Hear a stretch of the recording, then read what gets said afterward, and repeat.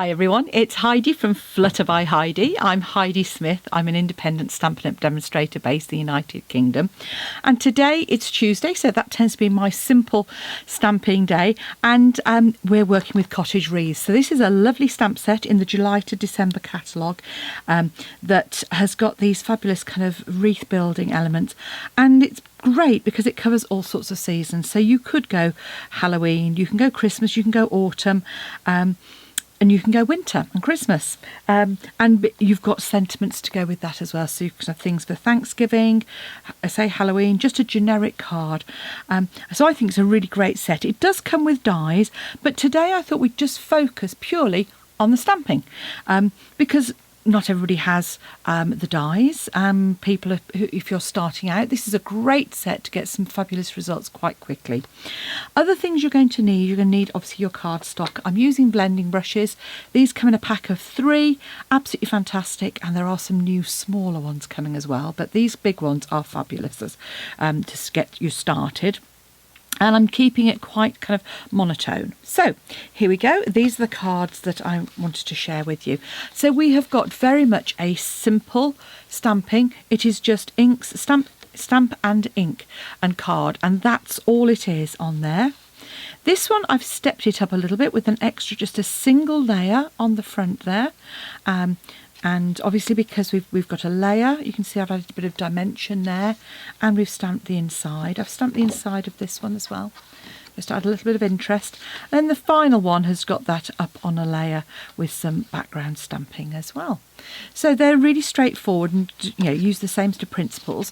And obviously I've also shown you on basic white or very vanilla. And very vanilla is perhaps a colour that you might not always go, but I think it's lovely for Christmas.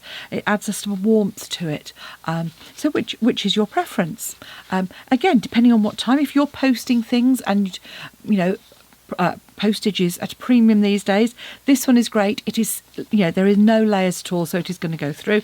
This one has a little bit more dimension to it, as does this one here. But again, with all of those, I've just added some interest and an extra dimensional back on there as well. So I'm just going to go through the first couple of cards and see how we go. So let's get started. So I'm starting off with some thick, very vanilla. So this is our cardstock that is that bit thicker, great for making card bases. And I'm just going to trim this down to 29 centimetres and score it in half at 14.5.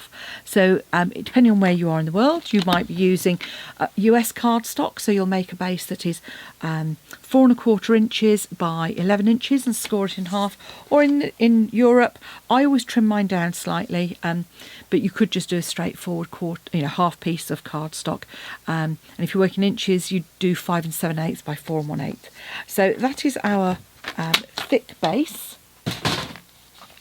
And then I'm simply going to come in. Now I used Evening Evergreen the second time because I made a mistake. The first time I did it, I used Soft Succulent. So I'm just going to get my blending brush and I'm just going to get rid of a bit of the excess ink off there, make sure it's reasonably clean. I keep one for each of the kind of colour families. So when you come in, ink it up on the paper, just get rid of those kind of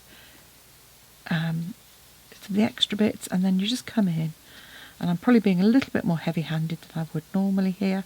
Just keep going over and over till you get a nice cover and a hint of colour all the way over. So that's given us some colour. I'm now going to come in with my stamp, which I've popped on a block already. And I'm going to stamp it in Evening Evergreen. Now this is a lovely stamp set because it is distinctive. So what that means is it's already got the kind of texture built into there for you. So I'm just putting this on just to keep my grid paper a little bit cleaner. And I'm looking where I am about halfway up, and you can measure that if you want to. And I'm just going to come not quite to the edge, and I'm just going to stamp my image like so.